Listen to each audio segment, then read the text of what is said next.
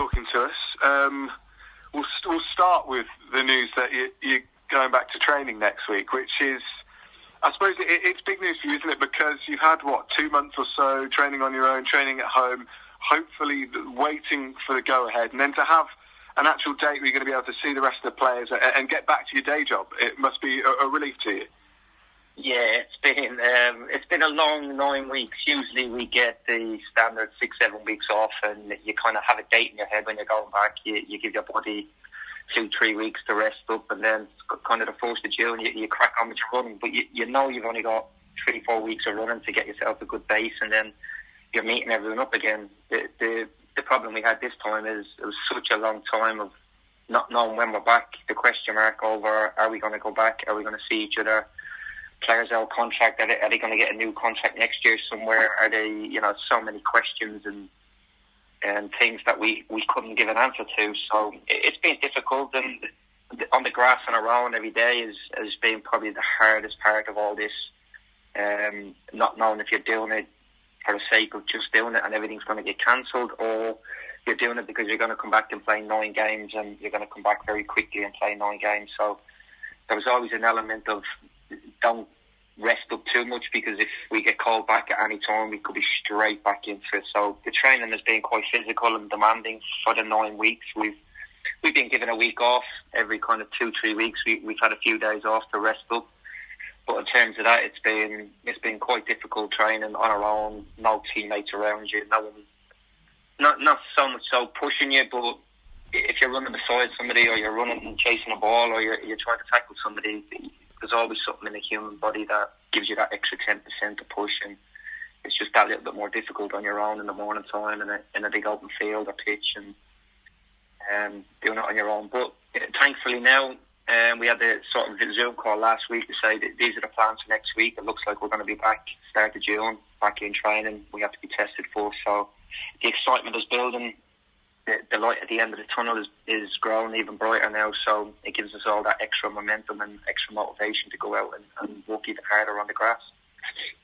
Yeah, like you just mentioned there, Alan, that light at the end of the tunnel, because you mentioned how physically demanding it is, training and just training on your own, but mentally as well. When you're not quite sure what you're training for, you said obviously you could come back at any moment, but when it's so open-ended, how difficult was that? It's I can't lie about it and say it's been easy and fine getting up. There's been mornings when I wake up, I like to do all my running early morning and then have the rest of the day instead of kind of sitting around during the day. And if you've got nothing to do during the day and you're sitting out with the weather we've had, having a bit of sunbathing, you might fall into the trap of I'll do it tomorrow. But I've always done me running early in the morning between 9 and 10 o'clock. So get it done, and then get back in. I've got the rest of the day. But there's been mornings when I've woke up and thought, do I need to do it? Should I do it? Should I rest up? Have I done too much? Am I doing too little? And yeah, the question mark of not having the end date of when we're back has made it even tougher. And there's sometimes you're on the grass and you look at what you've got to do for the day, and you know it's going to be a tough day, and the question marks come in. But for me anyway, I've kind of got used to it, and know that you need to do it. You've got to do it as a professional. It's what we get paid to do. We get paid to keep fit, and kind of the only saving grace to it is we could be called back at any time. And we knew if that happened, we had to be in a good shape, because the gaffer would not take lightly to anyone coming back out of shape. So you always have that little bit of motivation to know that the gaffer is going to be on you should you not come back in a good state. So we had to keep ourselves, and credit to the lads, we speak quite a lot. If the session's been really hard, we'll always talk about the session. If it's been a little bit of a lighter day, we'll talk about it, and the lads have really put the work in, and I hope when we come back now that we can go straight into a lot more football a lot quicker when government guidelines allow us to, and we're back into the football pretty quickly and be in a good shape to do that. Yeah, you're talking about your teammates there, and I thought one common theme when we've been talking to players over these 9 weeks where you've not been seeing each other is how much you miss each other in the camaraderie of the dressing room, of course, but in a strange kind of way. Has this brought you even closer together? I think it'll bring a lot of teams closer, yeah. Well, I know it's certainly with us, we've got quite an open group chat. Every player's involved in it. Every player chats, and one day it'll be just a barrel of laughter and jokes and banter, and the other day it'll be quite serious of what's going on in society at the moment. So it's a very open chat, and we constantly keep in contact with each other. We were always a close dressing room anyway. Every person gets on with each other. Nobody dislikes anyone. Everyone grasps as much as they can and puts the work rate in, and that rubs off on everyone else. So I think if you speak to any footballer, retired or still playing, the one thing they always say, the best thing is the dressing room, and that's the one thing a lot of retired players say, they miss the dressing room. So being 9 weeks off, when we're not used to 9 weeks off and not knowing when we're going to be back, you miss the dressing room even more, because it's such close friendships we have in the dressing room, and the laughter we have in the dressing room as well before we go outside and take things serious is always great. So we do miss that, and we do look forward to coming back, and we will have to keep social distancing when we come back, so we won't be together all at once. We'll be divided into small dressing rooms and small areas, but at least it gives us that stepping stone into having a full dressing room back together. And just finally for me, Alan, you've been working all season, the players, the club, towards finishing in those playoff spots or even higher and giving yourself a crack at promotion. And you've got that now going into these playoffs, and you've still got something to work for. How high is your motivation right now to get this club out of League Two? Yeah, I think it's since last week when the news came to us that we were in the playoffs and it looks like that's going to happen. The motivation from everyone jumped tenfold. It massively went up. The conversation went from a little bit of laughter to dead seriousness. The confidence we've got in the group, the way we go about things and the way we want to go about these playoffs, massively jumped up, and that was a big thing that stood out in the conversations in our group chat, was how much everyone wants it now, how much everyone, when you look at the 9 weeks that potentially it could have ended and that was it, to be now be given that chance of going back and play for something in a short space of time, it's hugely motivational. I know every player's dying now to get back and get going and take it. Looks like we'll get Cheltenham, who are a very, very good side, and probably feel a little bit disappointed because they look like they could have caught automatic. Unfortunately, what happened in society and around the country and the world has put a stop to that, but they get a chance like us to come back and play, and hopefully, fingers crossed, if we go back with the attitude we've shown in these 9 weeks, we can win the games and get ourselves to the final with a chance to go up. Brilliant. Thank you very much, Alan. No problems. Cheers, mate. Hi, Alan. Last week it was announced that the players are turning down their bonuses for reaching the playoffs and their appearance fee. And also we've had a lot of fans say that they're not going to ask for a refund on their season tickets. Have you been impressed by the way that the sort of the whole club has pulled together in this sort of difficult situation? I think Nicky, if you, like, obviously a lot of people will read Nicky Adams' interview the other day, and he hit the nail on the head on how impressed and just grateful we are as players that how the club are back during this. And from the moment this happened and the talk of what was going on with the furlough scheme and clubs being asking the players to take wage cuts and deferrals and things like that, our club instantly got in touch with us. We had a massive Zoom call, and the chairman's been on with the senior boys, the senior council every week, and we've always been kept in the loop.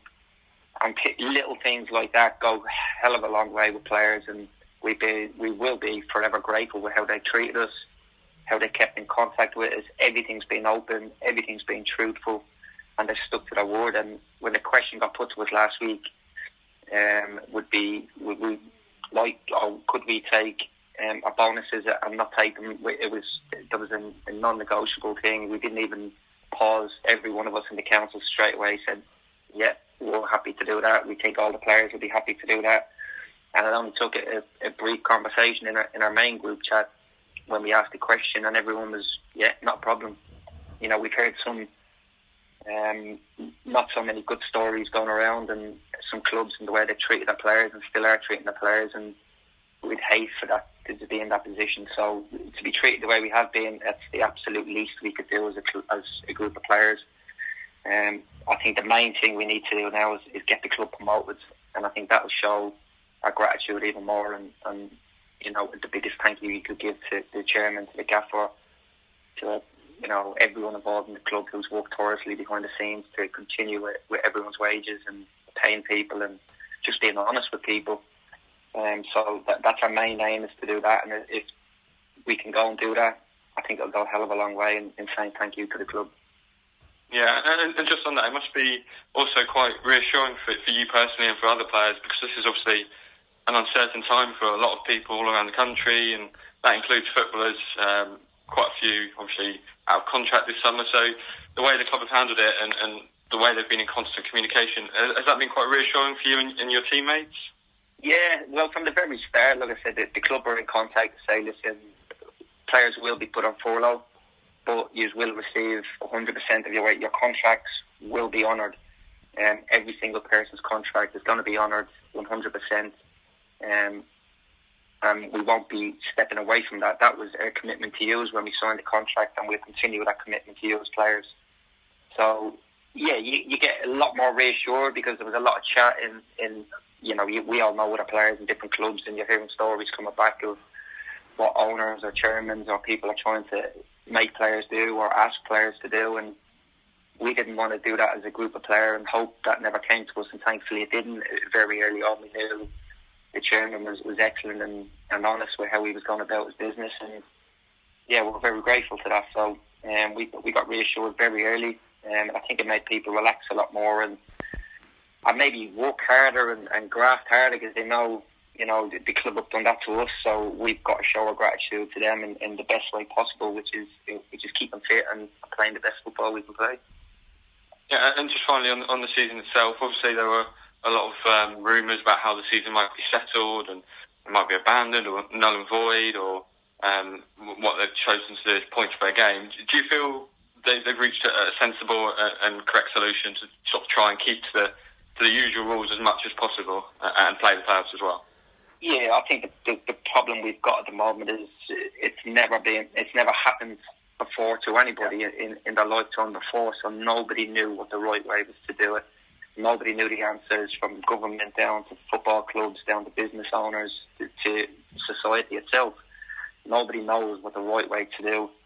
So I think it took a lot of discussions and a lot of talk, and I think League Two were the first to come out with a plan and say, this is what we're going to do, this is what we all vote on. Maybe just if you can't finish the season, you've got to have a result at the end of the season. There's got to be a champion, there's got to be promotion places, and probably there's got to be relegation places, and the leagues have got to stay in numbers each year. I understand that. I do feel a little bit for Stevenage if it turns out that they get relegated over this. I read Phil Wallace's interview yesterday, and we've got a chance as a playoff team to get promoted, so we're given an extra chance. They're only 4 points off Macclesfield with a game in hand, and there's 9 games left. Where's their chance to stay up? And I do agree with them and do understand, but at the same time, I think if you go down that route, it's just going to become a mess. And I think if all the clubs voted on that, I think that's the fairest way throughout the leagues. I think it's sensible. I think there's got to be a result at the end of the season, and if this is the way it's got to be done, well, then we respect the EFL and the PFA and the Premier League for their decision makings, and we follow suit. And if we get told to play playoffs, the players come out and play the playoffs. If we get told it's cancelled, it's cancelled. If we have to play 9 games, we'll all go out and play 9 games. So, it's a difficult one. It's very hard to say what's right and what's wrong, and I think that's the hardest point for everyone this time. Is some people will think one way is right, another person will think another way is right. So we've just got to do what we do and let the people higher up deal with all that, and fingers crossed it's us that get the last promotion place. Yeah, great. Okay, thanks for that, Adam.